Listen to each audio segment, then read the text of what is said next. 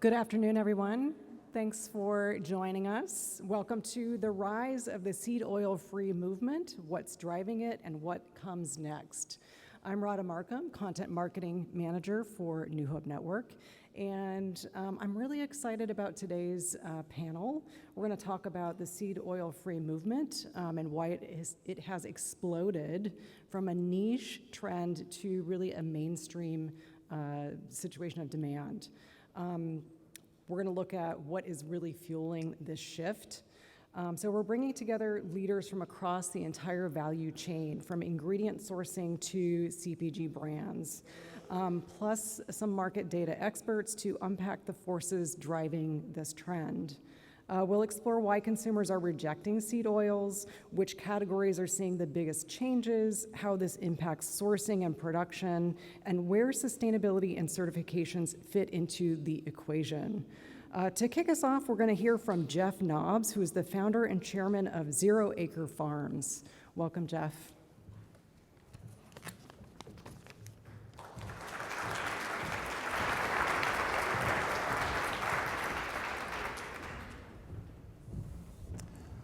All right, thank you everyone. Good to see so many faces here. Jeff Nobbs, founder of Zero Acre Farms. We sell different cooking oils and culinary oils primarily in the food service space in North America. And if I were giving this presentation or this panel even 5 years ago, I think maybe the front 2 rows would be full and the rest would be completely empty because no one had even heard of seed oils. And when we started Zero Acre, I would go into conversations, whether it's with investors or potential restaurants, and talk about seed oils and how they should consider replacing them. And they would just give me these strange looks like, seed oils, what are you talking about? What is a seed oil? And now many of our conversations with potential restaurant customers start with them coming to us saying, okay, obviously seed oils are bad. Everyone's talking about it. We got to get rid of them. Can you please help us with this? And this has happened only over the course of the last 2 or 3 years. So a lot has happened, and it's happened very quickly. And I'll tell you a little bit about why and introduce the topic in general, and then as a panel, we'll go into more of the details. These slides were presented from our friends at the Seed Oil Free Alliance, so thanks to Jonathan and team there for helping us put these together, but they weren't able to make it, so I will be presenting them. So the state of American health is not too rosy. About 2/3 of Americans have a chronic disease. About 40% of American adults have multiple chronic diseases. We're battling everything from cancer to diabetes to obesity, and food is most likely the lead domino in why we are so sick and what we can do about it. And a big part of that comes down to specifically what we eat. And so here are some stats related to that. Well over half of the calories that we consume are ultra-processed. That's largely defined by refined flours, refined sugars, and refined oils. And what I find so interesting and why I like to nerd out on oil, and maybe why some of you do too, is because flour and sugar, carbs and sugar, has been in the spotlight for decades. We've been talking about this for a long time. But only recently have we really started to look at the types of oils we're consuming, certainly to the consumer level, and think about whether they're good, whether they're bad, or how bad they might be. About 1 in 5 calories we consume are from restaurant meals, and also about 1 in 5 calories we consume are from vegetable oils. Vegetable oil is sort of the broad category of seed oils. I may sometimes use them interchangeably, but about 21% of calories are from these oils. Up to 30% of global croplands are dedicated to growing these oils. So we'll talk more about this, but it's not just a health issue, but also an environmental issue. And most foods we consume in our diet, have been around for quite a long time. Even something like wheat or sugar, maybe we weren't consuming it 100,000 years ago, but we were certainly consuming it hundreds and thousands of years ago, where the most prominent oils in our food system, like soybean oil and canola oil, they've only been part of the mainstream diet for a matter of decades, or maybe the beginning of the last century. And this stat highlights that, where soybean oil alone has grown 1,000x in consumption over the course of not even 100 years, since from 1909 to 1999, and it's gone up significantly since then. So it's probably well over 1,000x now. So what is seed oil? What are seed oils? Relatively self-explanatory, but they're oils that are pressed or typically chemically extracted from seeds. And the most prominent seed oils are soybean oil, canola oil, sunflower oil, safflower oil, peanut oil, rice bran oil, grapeseed oil. If there's a seed that is edible or its oil may be edible after refining and processing, there's a very high likelihood that someone in our food system has figured out a way to turn it into a seed oil because why leave money on the table and why waste an edible product? And many of these seed oils are also the byproduct of animal food production. So when we're producing corn, for example, we produce the corn meal for animals and often have, and full corn kernels are also fed to animals, but when corn meal is produced, there's a leftover oil, and that oil is then refined, bleached, deodorized, and turned into corn oil that's used for humans. So we never ate these foods in the past. We're eating them in very large amounts now. The average American eats about 5 tablespoons of seed oils a day, which equates to that just about 20% of calories number. And they're very high in a type of fat called polyunsaturated fat. So the quick chemistry lesson here, there are multiple types of fats. Everyone's probably heard of saturated fat. There's also monounsaturated fat and polyunsaturated fat, and then also trans fats. Artificial trans fats have now been banned, but they're still somewhat in the food system. Within this category of polyunsaturated fats, there are omega-6 fats and omega-3 fats. Omega-3 fats are probably what you've heard of as healthy fats, DHA, EPA, fish oil.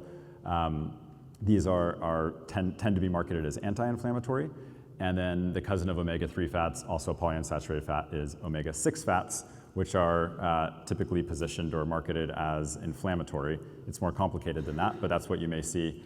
And then a level deeper within omega-6 fats, there are different types of fatty acids, namely linoleic acid. And so linoleic acid, omega-6, polyunsaturated fats, if you see or hear these terms, they're all typically used to show why seed oils may be harmful. And you can think of them as being used synonymously because linoleic acid is the majority of omega-6 fats, and omega-6 fats are the majority of polyunsaturated fats in seed oils. Now, there are certain seed oils that are extremely high in these fats, like a conventional sunflower oil or safflower oil, soybean oil as well. And then it's a whole spectrum. So you have other seed oils that are much lower in these types of fats. There are hyoleic versions of seed oils, like hyoleic sunflower, hyoleic safflower oil, that are much lower in omega-6 than a conventional version.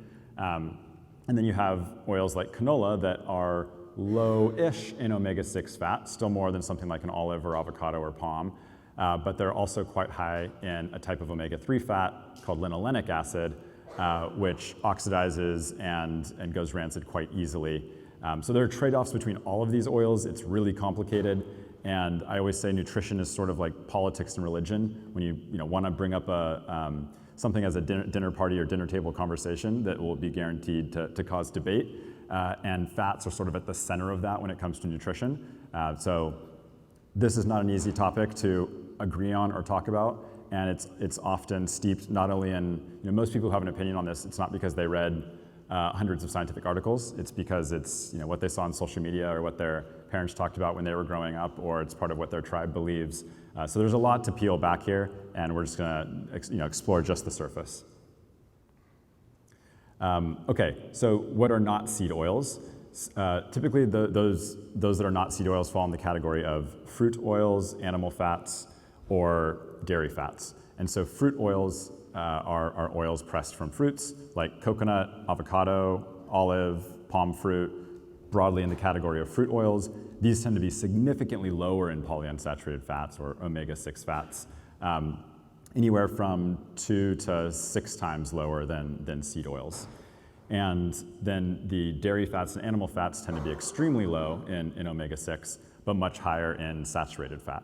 So again, all these oils and fats have their trade-offs from a composition standpoint, performance standpoint, and taste standpoint in particular, which is why not all of these oils are interchangeable with each other. And the general trend is if the plant or the crop came from a warm weather region, it's going to have far less polyunsaturated fat and more saturated fat. If it's from a very cold region, it tends to have a lot of polyunsaturated fat. And if it's something in between, like the Mediterranean, olives, avocados, it'll be much higher in monounsaturated fat. And that tends to be because the cells of plants like to have liquid oil within their cells. And so if it's very cold where they are grown, those oils are polyunsaturated to keep them nice and liquid. If it's very, very hot where they're grown, they can be saturated. That's what the plants prefer, and still be relatively liquid because it's a very warm or hot region. And so consumers are starting to catch up to at least some of this. They probably couldn't quote you all the reasons that a seed oil may be harmful and what it's oxidizing into and what those compounds are doing in their bodies. But that seems to be the case for anything in nutrition. Maybe you've seen sort of comedic videos back in the day of people going to farmers markets and being interviewed about why they were gluten-free and not actually being able to tell you, but feeling very passionately about being gluten-free. And so we're seeing some of that in seed oil-free where people get an idea that it's bad and they're like, okay, I don't even want to deal with this. I'm going to avoid it, and I'm going to put it in the bucket of things I should not eat. I think there has been, it can be very visually convincing when you look at how seed oils, but frankly, most oils are produced. And there's a lot of fear-mongering that happens online. There's also a lot of really good science and really good data showing that really bad things happen especially when we heat these oils for long periods of time and then consume them. But when you look at Google Trends or basically any other trend of searches for seed oils or concern around seed oils, it's very clearly been the highest growth concern area in this world of nutrition and in food. So when we're making food for consumers, we should definitely be aware of this trend. And from what we've seen in restaurants that we sell to, there are some very clear advantages for moving away from seed oils. It's often the kind of last ingredient to go for thoughtful kitchens who source consciously. They'll say that they are using the best ingredients in the world, but they're still using the same frying oil that fast food restaurants serve. So it's sort of the last to go. And consumers now are starting to really complain about it. We've talked to a number of companies, packaged food companies, restaurants, and consistently hear that the number one complaint they hear from their customers is their use of sunflower oil or canola oil or soybean oil. And so brands that can do something about that have something to gain. Now there are, it's not a one-to-one replacement. Cost may be a concern. There's a lot more to think about, which we'll talk about. Another thing that's been driving this trend is more political. So RFK Jr. named seed oils as one of a handful of things we should be worried about, and went on to talk more about that. It's a kind of key piece of the nutritional MAHA pillars. And then recently in the updated dietary guidelines for Americans, the recommendations changed quite a bit. There's some confusing messaging in there, but the big changes relate to focusing on whole foods, even if those whole foods are higher in saturated fat, so think whole milk, as opposed to doing extra processing to remove the saturated fat and give you something like skim milk. And we've seen this now implemented in school lunches. These have a very big impact on how Americans eat. So maybe most people in this room don't get their dietary advice by opening the 2025 to 2030 dietary guidelines for Americans and taking notes for recipes, but this dictates how we feed prisoners, how we feed the military, how we feed kids in public schools. It has a wide-reaching impact, and it does tend to trickle down to how consumers eat. It may create more scale for the types of products that it recommends. That scale leads to lower prices. Those lower prices lead to consumers buying more of those products, and then all of a sudden what we're recommending in the guidelines is looking more and more like what consumers eat. So these most recent guidelines, I should say past guidelines, really emphasize the increased consumption of seed oils. We've been increasing our consumption of seed oils in a pretty unprecedented way over the last several decades, but previous guidelines said we're sick because we're still not eating enough, so we need to eat even more. These are the first guidelines that have come along that have changed that. And while still placing a cap on saturated fat as a percentage of calories, and this is the sort of confusing part, but there is a lot of guidance around eating foods that are high in saturated fat. And so this is likely what's driving at least some of the trend in concern around seed oils is there's no longer as much demonization or concern around the alternatives, whether it's palm oil, butter, beef tallow, these fats that are higher in saturated fat. So I talked about polyunsaturated fats and how seed oils are particularly high in this type of fatty acid. They break down very easily with heat, with air, sunlight, and so they're very delicate.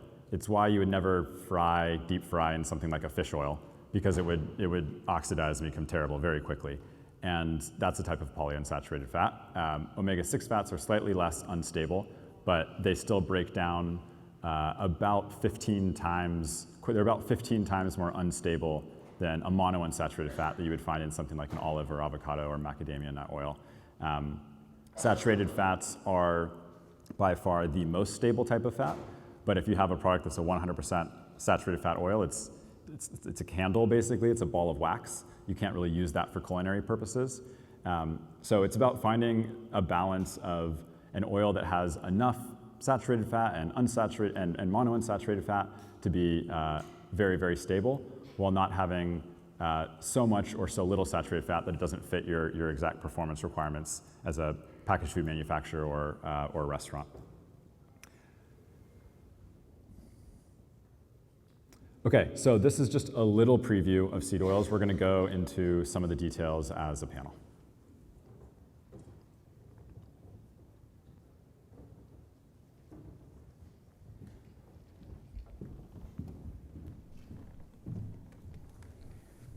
Thanks so much, Jeff. So joining us today for our panel discussion are Kelly Howard, Senior Director of Brand Strategy at Spins. Welcome, Kelly. We have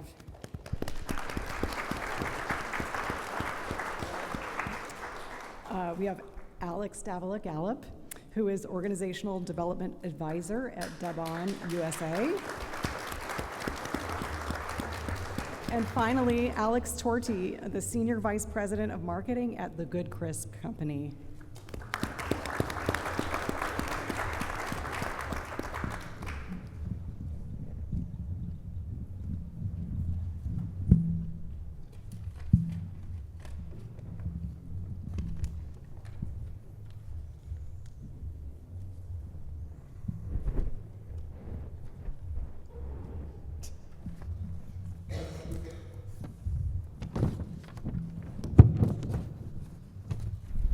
Never use double-sided printing. Okay, so Kelly, from a data perspective, is seed oil free behaving like a long-term shift, or is it more like a short cycle trend similar to, say, keto or paleo? Yeah, so the first thing that I'll say about this is I've been analyzing trends in the CPG industry for about 10 years now. And what I notice throughout those 10 years, and really the last 5, there's been this huge meaningful shift that we're talking about at Spins called conscious consumption, right? So when you think about something like keto or paleo, those are really a diet, right? They are a set of parameters that a consumer would choose to follow, and they may do it for a short period of time and move on. But really where I see seed oil free sitting is within this broader umbrella of conscious consumption. And what I mean by that is consumers are making increasingly values-driven choices in a really meaningful way. This used to be a niche set of consumers, but it's truly moved into mainstream choices and decisions and thought patterns. Earlier last year, Spins did some research with the current set of the modern consumer and also the next generation of consumers. And so one proof point around this idea of conscious consumption is that 90% of Gen Z and millennials are choosing to avoid certain ingredients. And so when it comes to seed oil free, this is really what it's about. It's about simplifying, it's about wanting to understand what goes in our bodies, on our bodies. And so that's the long-term shift that I see. And really when you look at the data itself, there's a couple different ways you can slice this when you look at the Spins data. And at Spins, we track over 600 product attributes, everything from what's in the ingredient panel to what's on pack and messaging. One of those attributes that we track is seed oil free certified. And And that's actually certified by the Seed Oil Free Alliance, which you just saw information from today. So when you look at products within SPIN's data that are seed oil free certified, they are still a small section of total food and beverage across channels. Today they make up around less than 1% in terms of brands that are truly certified as seed oil free, but we know that consumers are looking for this because the trajectory is really impressive. So when you compare the growth of those brands and items that are certified to total food and beverage, they're growing 4 times as fast. When you compare them to the growth of products that do contain seed oils, they're growing 12 times as fast. And so really there's strong momentum behind this, and that proven demand I would expect to continue to grow. So in summary, less of a short-term thing and something that I would expect to have staying power. Yeah, interesting about the generations too. So from the retail perspective, what role are retailers playing in all of this, or are they just reacting to consumer demand? Yeah, so retailers always play an important role with things like this, with shifts in the consumer mindset, but at the end of the day, it always goes back to the consumer, right? So what I've observed and what I see happening is the conversation and demand started with the consumer as they became more educated around seed oils. That evolved into a conversation that was amplified online. Brands reacted, and there were several brands that we partner with at SPINS that also have always been seed oil free, but they didn't call it out on pack. So recognizing this consumer demand, brands responded and then partnered with retailers who gave that shelf space. And so the whole ecosystem plays a role, and retailers play an important role, but it all goes back to the consumer at the end of the day. Gotcha. So just to stay on SPIN's data for a second here, because I think this is really painting a picture. Which categories are showing the most momentum in seed oil free, and where do you see maybe a lag in adoption? And additionally, what kind of alternative fats are you seeing come up in to replace those seed oils? Yeah, so there's a couple different ways you could look at this too, but I'm going to stick with products that are seed oil free certified. And where we see those products gaining meaningful share of the category, that's most prevalent in cereal, both cold and hot, and wellness and snack bars. And this is really driven by brands like Purely Elizabeth, True Bar, but it's really in those categories that we see share gains driving momentum. You can also think about products that are growing the fastest, or categories that are seeing the fastest growth. That's where I would say is the fastest emerging.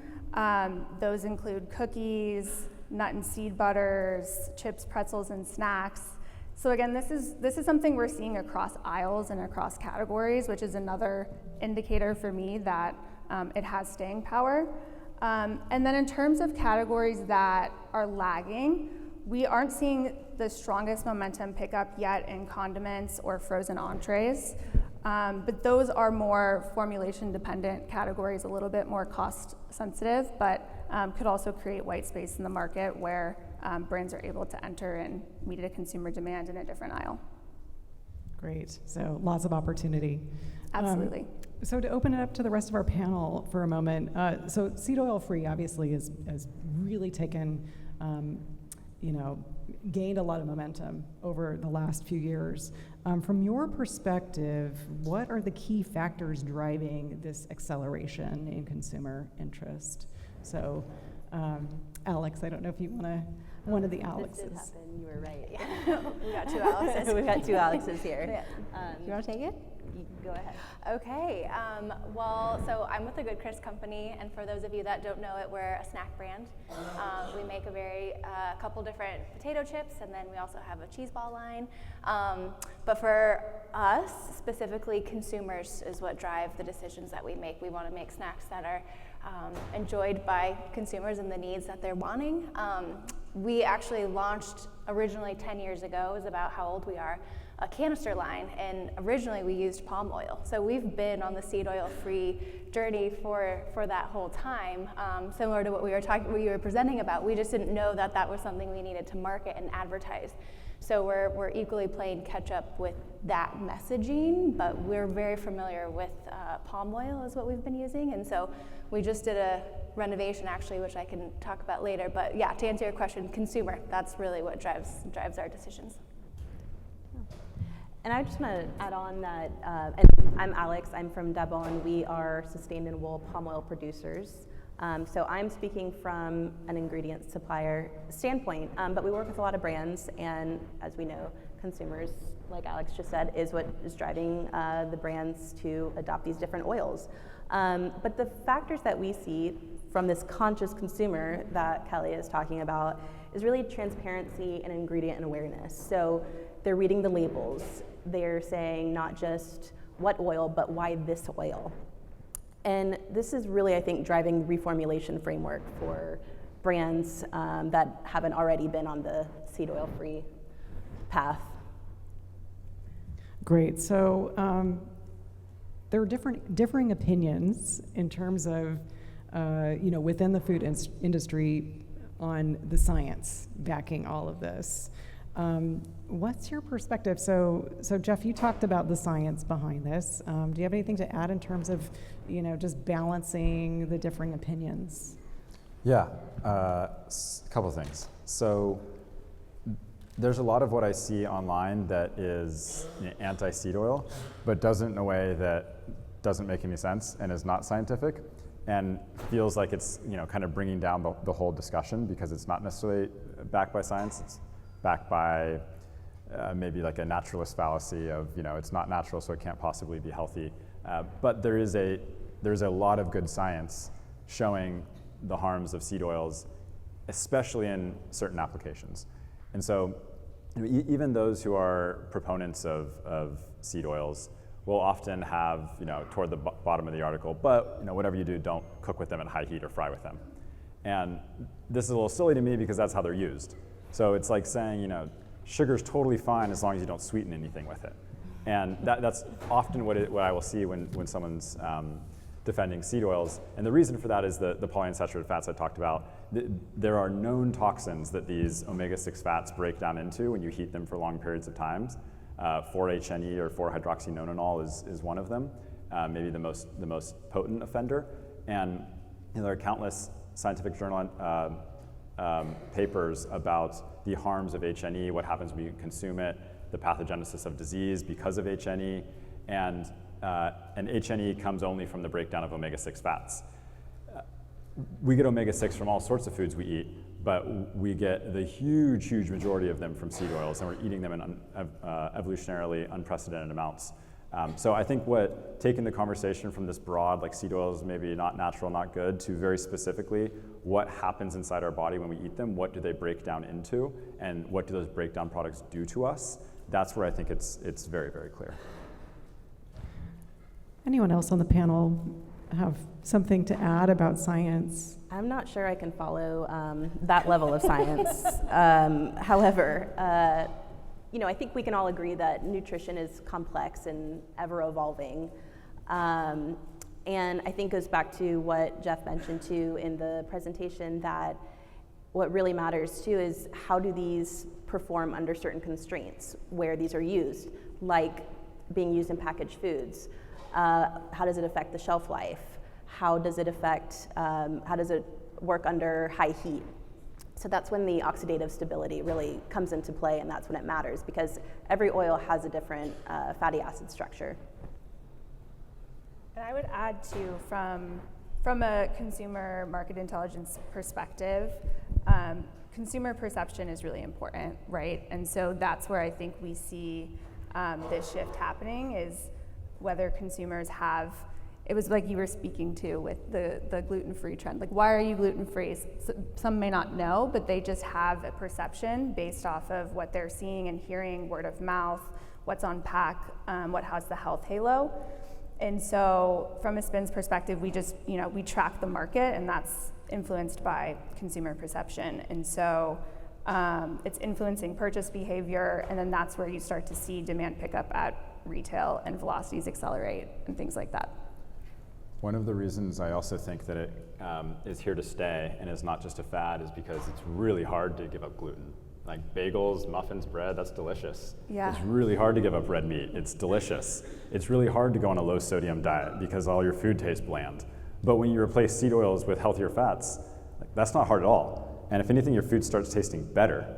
And so the only issue is getting food manufacturers, packaged foods, companies like the Good Crisp, restaurants to switch away from seed oils to healthier fats. And then there's no sacrifice required. You just go out and eat delicious food and you're avoiding seed oils.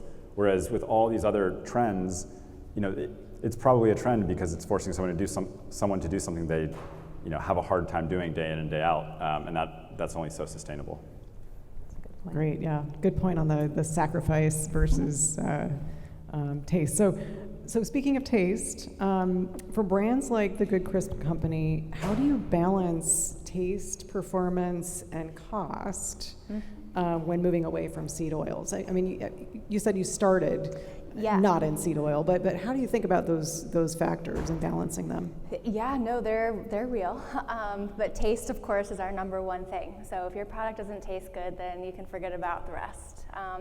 But yeah, like I said, we started out with palm oil. We've had such a great experience with it. Everything from the taste, from if I take off my marketing hat and put on my operations, from the way it's produced and the way it performs under manufacturing and in those high quantities, we just love it. It's very authentic to our brand at this point. And so we did launch a line of crinkle cut in a bag a couple years ago, and we actually were not using palm oil. We were using one of the naughty ones. And so recently, in the last year, we're like, holy moly, we gotta change this up. So actually at Expo, we're relaunching our crinkle cut with the Seed Oil Free Alliance, which I'm so excited about. So we are Seed Oil Free certified now with our crinkle cut line. But when we go back to the taste factor, so one, there was the consumer need. So we checked that box, consumers want seed oil free. So let's right our wrong on that one. And then when we were doing the taste profiles, we actually liked the palm oil one better. The mouthfeel, and it wasn't crazy different. I was being very sensitive to it because I was looking for the difference. But to be honest with you, if you were to try them side by side, similar to what you were saying, I was like, it doesn't really taste that different, which was a good thing. That's what we wanted. We liked the product originally, but we wanted the benefits of being seed oil free. So for us, that was why we're so excited about palm oil, is because of those factors. It's really tasteless, honestly. It adapts really well under high pressure and the cookability, if you will, and the manufacturing side of it. It wasn't just something we were making in our kitchen. We're doing, huge production runs. And so for us, it was just really like checking all of our boxes from a consumer side, a taste side, a production side. And then the cost side was, something that we had to negotiate a little bit of, we're gonna either absorb some margin here and pay it forward to the consumer, because we really do find it of benefit to make those changes. So we're really excited about it, and I'm proud to be seed oil free certified. We're working on it on the canister line. We are seed oil, but we're making the progress to be the certification on that line. But so far I have nothing but amazing things to say about it. Congratulations. Yeah, thank you. My teenager will be very, very excited about these products. Yes. Oh, my 4.5, sorry. But my 4.5, I think, is your company's biggest fan. Oh, I love it. Yes. Great. He has a very discerning potato chip good palate. Well, everybody come on to the booth tomorrow, and we got all the samples. Awesome. So in terms of ingredient innovation and sourcing, those are critical to the growth of this movement. From Daabon and Zero Acres perspectives, are there any technical or supply chain challenges that are limiting wider adoption? Yeah, I think, and I think this is a really important question, because I think we tend to view innovation in a vacuum a little bit, very R&D focused, but the infrastructure is also required. So truly sustainable oils require physical segregation. So oils that are traceable, that are ethical, regenerative, that requires a supply chain structure where physical segregation is in place.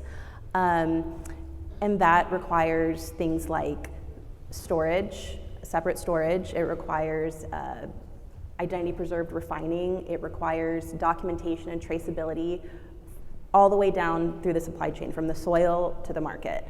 And that requires a very intentional level of investment. I see it as an investment in the future, so I'm biased, but certainly worthwhile. But I do see that as being a big barrier to wider adoption. Yeah, the seed oils we went over are some of the most consumed foods in the world. You know, broadly, the category of vegetable oil is the third most consumed food in the world after rice and wheat.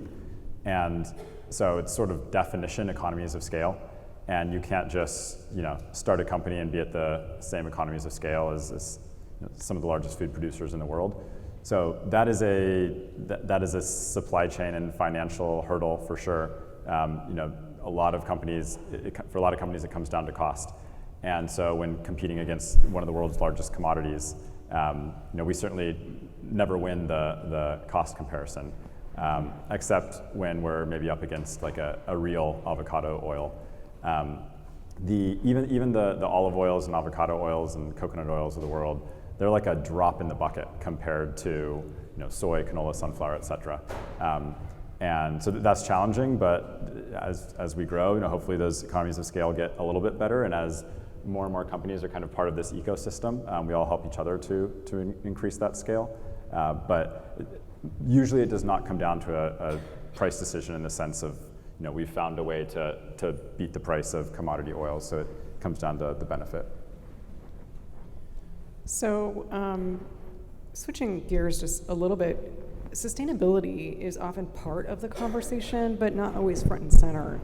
How do performance, nutrition, and environmental impact intersect when evaluating these different fats?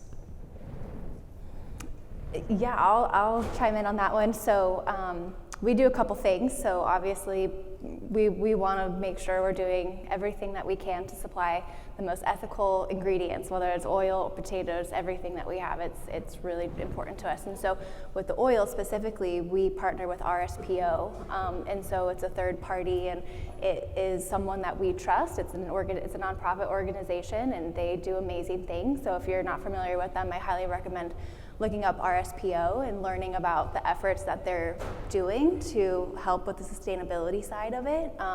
So I feel like between the RSPO certification, the seed oil free certification with the Seed Oil Free Alliance, between those two third parties, and we pay a premium for those two. It's not like we're just checking a box, signing up on their website for it. It's truly partners, and we follow suit to what they're doing, all the research and the effort that they're putting behind it. So yeah, that's what we're proud to partner with those two. Very good. How about from Daabon perspective? I know you all are involved in extensive environmental sustainability Certainly. efforts. Yeah, we are. I really feel that as we move forward, the days of evaluating all of these things separately will become obsolete, because consumers, they want oils that are better for you, better for our planet, and the transparency to prove it. And that's where these third-party certifications come in.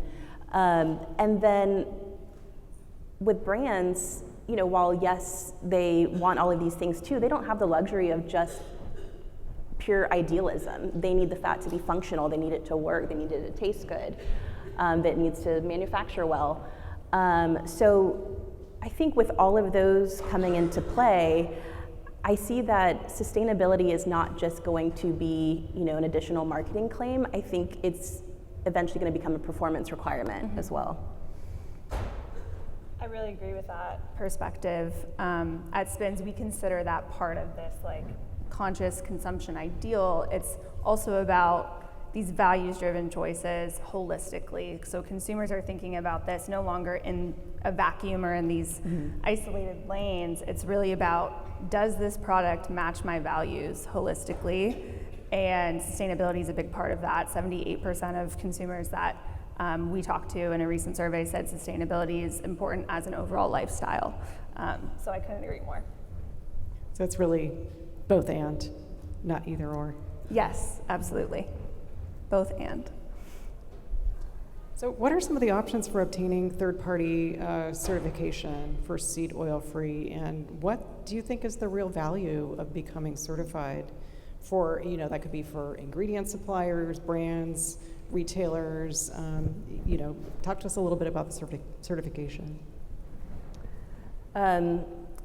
Well, I think he did a pretty good job, and I'm sure you can actually speak even more to the Seed Oil Free Alliance certification. But from my experience, they've done a wonderful job in creating parameters and verification around this particular topic. But on a broader level, without certifications, we lose consistency and we lose credibility. I think that these certifications are more than just a seal on the label. That's trust, and that's buying the consumer's trust, the brand's trust. That's how we certify, our farmers. At Daabon, we like to, I would say joke, but it's true that we are being audited 50 weeks out of the year for some certification or another, because we have a lot. We operate under organic, regenerative, rock particularly, fair trade, kosher, non-GMO, RSPO, and we're at the identity preserved level. And all of these require audit compliance. And that's where that third-party accreditation comes into play and verification, and that's what creates the credibility and trust. Mm-hmm. And I would just chime in too, the certifications are important, but we actually source our oil with you guys too. And so having a supplier is also so important to partner with. So we're really excited to have that partnership with you guys. Likewise. For all the reasons that you just said. Likewise. Yeah, there is the option for brands to just use avocado oil and then say no seed oils, not pay anything extra for the certification. That is an option. However, I think where it's going for all the reasons that Alex mentioned is the importance of certifications. It's so easy for a term to get greenwashed. There are so many terms now that don't even mean anything, natural, sustainable, et cetera. Like anyone can say it. It's not regulated. And that would be very unfortunate to happen here. And what we're already seeing is massive adulteration, for example, with avocado oil.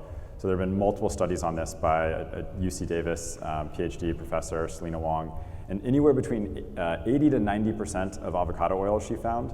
In one study was on retail shelves, and another study was avocado oil in the product itself. Between 80 to 90% was adulterated or rancid, and that's just a massive number. And it's not an extremely straightforward test to determine whether it's real or not. But we've talked to a number of suppliers, gotten avocado oil where, promised on their mother's lives it was real, and then we sent it in for lab analysis, and sorry mom, but that is not real avocado oil. And but they think it is, because they're buying it from a supplier, up the supply chain in Mexico or in Spain. And what often happens is one truck of avocado oil goes into the refiner and 2 trucks of avocado oil come out of the refiner somehow.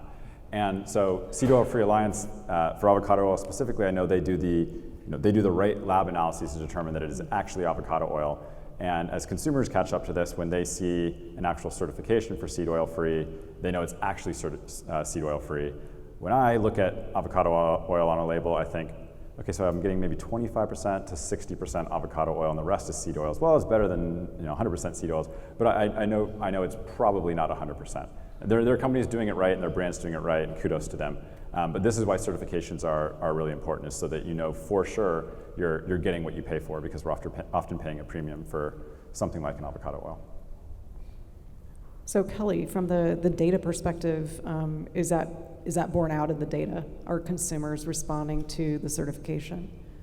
Yeah, we do see that, like I mentioned before, items with this certification are growing much faster than items without, and then total food and beverage. But just in general, certifications signal trust, like you were saying, and we do see higher repeat rates with products that have various certified attributes to signal exactly what a consumer can trust. And so, yes, they are reading labels, but at the end of the day, they want to not have to. And so those certifications, we do see that in the data that it's driving sales for sure. Great. So I'm going to open up this question, which I know will be tricky, because these terms can get a little bit squirrely. But I'm just curious. There's a lot of scrutiny around processed and ultra-processed. Processed versus ultra-processed. How should brands communicate this nuance without oversimplifying or misleading consumers? I can kick it off. I think that we should resist the temptation to oversimplify a complex issue with a slogan like processed or ultra processed. But the thing is, these words carry so much emotional weight, when in reality, most of the food we eat is processed in some way or another. So instead of the label processed or ultra processed, I think what we need to be asking ourselves, especially as the consumer, is, okay, how is this processed? Why is this ingredient here? So I think I personally like to avoid that blanket term and just really focus on the how. Mm-hmm. Yeah, if you take out anything that's refined, it is no longer, it now must be ultra processed, then you essentially are just saying, stick around the aisles of the grocery store, the ends of the grocery stores, and eat fruits and vegetables and whole foods, which is, it's like, then is that tagline really doing anything? It's like, is it a packaged food or is it not? One argument I've heard is looking at certain culinary additives as excluded from the analysis. So something like a salt or an oil, where it's basically in everything, that shouldn't disqualify the food from not getting an ultra-processed food label on it. So that's an interesting take, because salt is processed, so then nothing's processed, nothing is free from being UPF. I also think it is complicated, and it is even seed oils, right? That captures most of the problem, but some seed oils are way worse than other seed oils, and so is it the perfect term? No, but maybe it's good enough. And then same with ultra-processed foods. What the heck does it mean? The intention is there and the motivation is there to try to point consumers in the right direction or point consumers away from a food that might be bad for them. But then the devil's in the details, and we don't want to accidentally label a food ultra-processed that is doing us good, or maybe a food figures out a way to kind of contort itself and go through a loophole to not be ultra-processed food, but it's actually bad. So yeah, this is why it's complicated. Very complicated. Anyone else want to? Great. So looking ahead, 3 to 5 years from now, how do you see the future of this seed oil-free trend? Do you think it'll become fully mainstream? And if so, what could this mean for the seed oil industry? I see this as, I don't see every product becoming seed oil free, but I see it growing. I see it as a continuation of this shift towards raising standards. And I see it as being something that's more heavily understood and sought out in store. I would expect things like, similar to high protein or gluten-free, it becomes part of the everyday language of the consumer. They understand what it means and they're looking for it. And so I would expect it to become searchable as they're looking for different filters online when they're searching for their groceries and things like that. I think there will still be seed oils within the food system in the next 3 to 5 years. But I think it's, again, another continuation of this broader evolution that we're seeing. I really agree with what Kelly is saying. I think from a broader perspective, I think it's just going more into the pattern of more ingredient scrutiny across the board. And I think that it's highly unlikely that we will eliminate, all market segments will eliminate seed oils. Every market operates under different constraints. So I don't see that as a possibility, not in the short term or even medium to long term. I certainly see it more so in the premium brands, like the brands that are here at Expo West. But zooming out, I think it's just going to drive more accountability across the board in ingredients. So people are going to be demanding fat that's functional, that's traceable, that's transparent. Yeah, I would just add too, I think there's a big element of education too that's going to be happening. And so I think as education is happening and, start brands like the Good Crisp are going to, lead more of what's driving consumers' wants and needs, and what we were talking about at the very beginning of, how many health issues there are going on. I think consumers are going to learn what feels best for them, and being seed oil free in that diet, maybe it's 50%, maybe it's 80%. Maybe it's 20%, but I think consumers are going to find that balance. But I do feel like seed oil free is going to be a diet that consumers are going to realize really actually makes them feel better. Mm-hmm. And then that's what's going to continue to help drive our industry. Brands are going to notice that and want to step up to the plate for that. Absolutely. I think it will go mainstream to the extent that that a food trend or food pattern, food preference can. I still think it will be a long time, maybe never will you look at global consumption trends and be like, whoa, vegetable oil just went to zero, what happened? Like, we all know, we should eat less sugar and we should eat less refined flours and carbs, but you're not seeing this like devastating blow to the sugar or wheat industry. And I think that's because most people just want to eat what tastes good and is cheap and is accessible, and that's still the majority. So yes, I think mainstream, but mainstream in the sense of the people who actually care about what they eat. And if that number can change, then everything changes. From seed oils to refined carbohydrates to sugars. If more and more people sort of wake up to, whoa, what I put in my body really affects how I feel and how I perform and how I think, then more and more seed oils is becoming, or avoiding seed oils is becoming one of the top 3, top 5 things they will do on that journey to better health. Fantastic. So we do have a few minutes for questions from the audience. If anyone would like to step up, and I'll hand you the mic so that everyone can hear your question. So just come.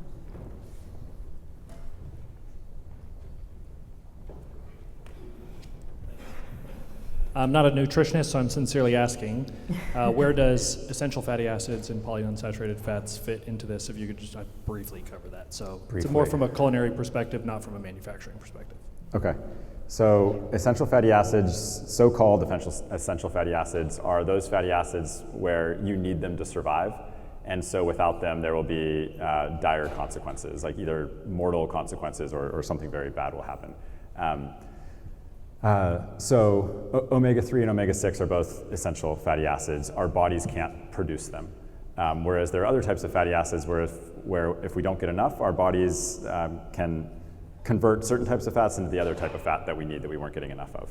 And so this is often an argument for why we should consume seed oils, is because they're high in omega-6 fats, and omega-6 fats, or linoleic acid specifically, is an essential fatty acid. It sounds like something you should eat, right? Essential, that sounds good. I should just be guzzling this stuff. But you need such a small amount of it, and like if you have a piece of chicken and a handful of nuts and a grilled cheese sandwich, you're good. Like if that was all you ate the entire day, you're getting enough of your omega-6 fats. So there's no need to add more on top of it.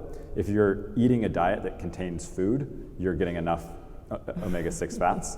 The only way we can actually clinically get a human to be deficient in omega-6 is if we put them on a very sterile, hospitalized diet and feeding tubes, where we're giving them like fractionated coconut oil, MCT oil that has no omega-6 fats, protein powder, starches for carbs, like something the average person would just never eat.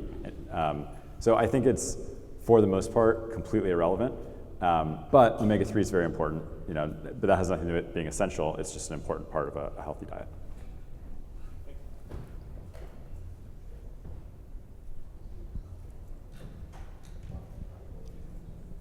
Hi.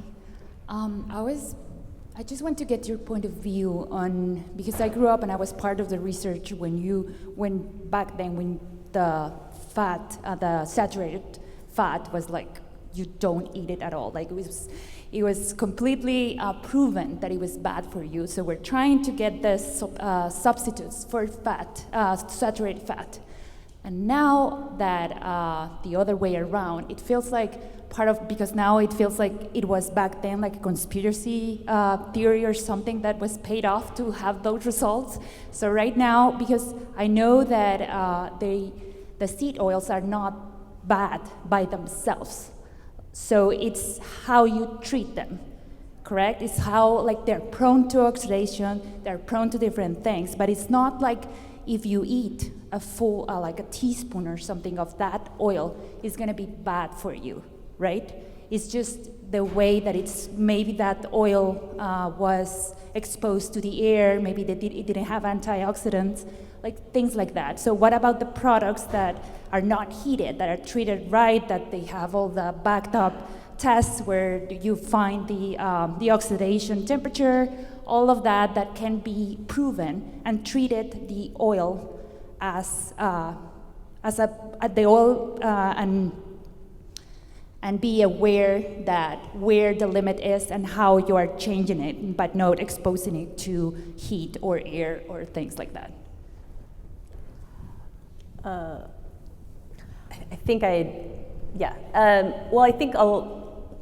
when you get the oil after the fact and you're using it in your product, yes, it does matter how you're using it, but a lot of the bad stuff, let's say, is what's happening at the refining level. So refining at those super high heats.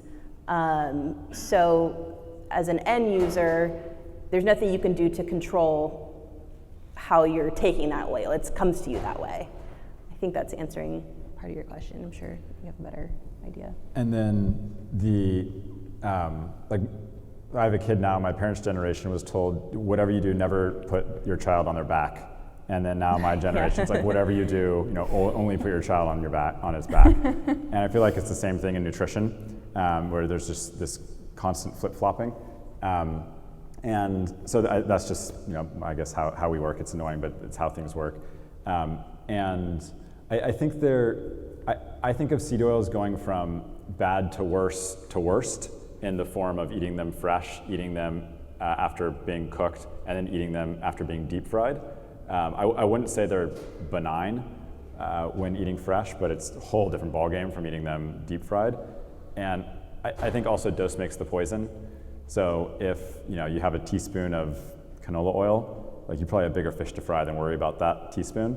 But if all of a sudden you realize, there's 3 tablespoons of this oil in my extra large oat milk latte, and I'm putting 3 tablespoons of it on my sweet green salad for lunch, and I'm stir frying my vegetables every night and another 4 tablespoons of it, that's where we get into dose makes the poison. Like, that's just a lot of one fatty acid, and it's probably not a great idea. So it's a bit like sugar, where it's hidden in many of the foods that we're consuming, and we're just not aware of it. Mm-hmm. Mm-hmm.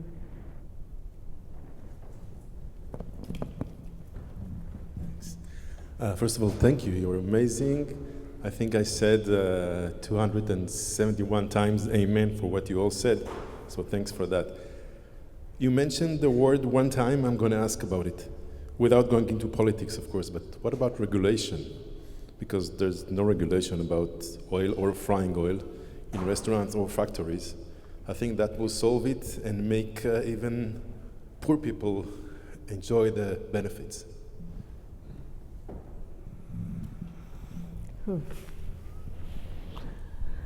I think that's the dream, is that it's not just people who listen to health and sustainability podcasts and go to Expo West. They're not the only ones who can benefit from this. Mm-hmm. And from a regulation standpoint, it's actually really interesting. Some of the recent regulation, for example, in Louisiana, there was a bill to require restaurants and food service establishments to disclose that they cook in seed oils on their menu. So that's a step in the right direction. From a anti-seed oil regulatory.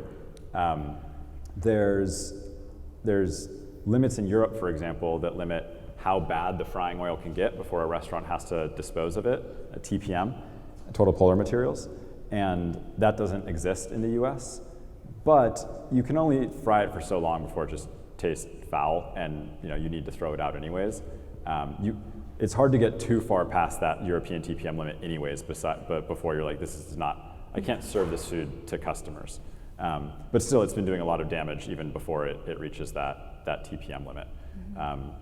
I think this would, I mean, then again, a couple years ago, I didn't think something like seed oils disclosures on menus would ever happen. But I was going to say, this feels like a tough one to regulate. The only thing I can think of would maybe be more stringent limits on trans fats. Right now, it's like 0.5 grams per serving, but you can kind of mess with your serving size and that sort of thing. The reason I say that is because a lot of seed oils will form trans fats, artificial trans fats, as they're being processed and as they're being fried. So if that produces trans fats, then hey, we all know trans fats are bad. So maybe that could be kind of a way to set a max on seed oils. But I at least don't see anything in the near term where there's, where it's illegal, for example, to use seed oils in certain packaged foods, or there's a regulatory limit on seed oils, except maybe in specific applications. Like if this is an oil intended for deep frying in a restaurant, it cannot contain more than 30% polyunsaturated fat or something along those lines. That I think would have a really meaningful, positive impact on people's health. I'll give a little plug to a local restaurant that we went to last night called Puesto. We just had lunch there, and I said the same thing. Yes, on their menu Yes. it says, I can't remember if it was seed oil free chips or if it was like seed oil free menu, but they did have a call out at the top where they were using seed oil free products. Yeah. Yeah, it was awesome. Yeah. Any other questions?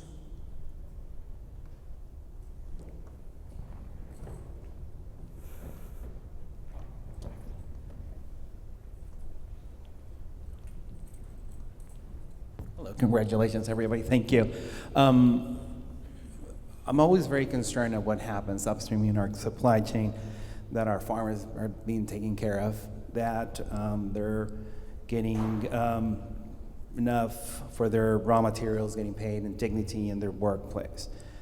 If this in the marketplace goes through and people are buying less and less seed oil because it's good for your health, what would you think would happen to those farmers that are producing, probably with integrity as well, with no malintent about the bad health benefits that the seed oil happens to ours? But there are already supply chains already established where those farmers pretty much are their livelihoods in this case, right? Just throwing that out there. They become AI prompters. No, I think it's an important question, an important thing to think about, because actually I was thinking too, kind of going back to your question about the regulation, you have to remember what is one of our domestic products is soy. And so the likelihood of us regulating against the use of soy is probably slim to none. But yeah, we have to take care of our farmers, and that piece is important. I think, as I stated before, it's less about, I think we're still going to use seed oils. There's always going to be a segment in the market for seed oils, but I think we're going to push the accountability level forward. So the people that are already doing it right, have a good supply chain, are doing things traceably, transparently, I think there will still be a place in the market for them, and the ones that aren't, will raise the bar for those people, for those farmers. What's also unique about oils is that you can always turn them into biofuels. Mm-hmm. And so, in my opinion, that's a great use of seed oils. No one has to eat them, but they're still, they can still be leveraged for something of value for society, and we don't have to convert all the soy fields into something else.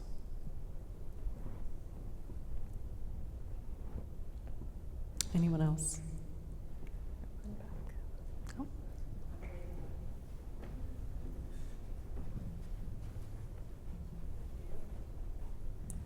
I have two questions, if that's okay. One for Kelly. I know you mentioned at the very beginning about what, it being important to people, also what they're putting on their skin. And I'm curious if there's any trends or data that you're seeing as far as like seed oil free in skincare. That's a great question. Okay. So nothing that I noticed specifically when looking at the seed oil free certification, But in broader skincare, we see a huge translation, going back to that point of consumers thinking about this as a lifestyle. It matters what they put in their body, on their body, what they buy for their family, all of this. And so nothing yet, but I think a really clear trend that we've seen recently is we see huge parallels between the vitamins and supplements space and the skincare space. So certain functional ingredients, consumers are saying, I'll put that in my skincare, it'll absorb. And so I think as you think about consumers' scrutiny around the effects of seed oils, if it's, I don't think it's a huge topic of conversation right now about it as an ingredient in skincare. But it could become one, and I think that would be a very logical next thought for the consumer is I don't want this in my skincare either, because we see it with other ingredients. Thank you. And my next question was about the antioxidant potential to counteract the negative effects of seed oils. I know you talked a little bit about education about seed oils and a lot of it feeling a little watered down or not actually accurate, and I'm wondering if you're seeing anything kind of about that, like the antioxidant counteract there. I've seen it from a shelf life standpoint. So, for example, like natural antioxidants in palm oil extend its shelf life, make it those antioxidants are healthy when we consume them, beta carotene, tocopherols, vitamin E, etc. The research though seems pretty mixed on taking antioxidants as a way to combat the oxidation of seed oils. There's some studies that actually show it's negative, but then people wonder, well, is it because the people who take more antioxidants were probably sicker and so they were worse off anyways? This is the problem with observational studies in general. It's hard to know what is causative and what is coincidence or correlation. But it seems pretty mixed, and I haven't seen any clear benefit of taking antioxidants like vitamin E, for example, as a way to combat oxidation.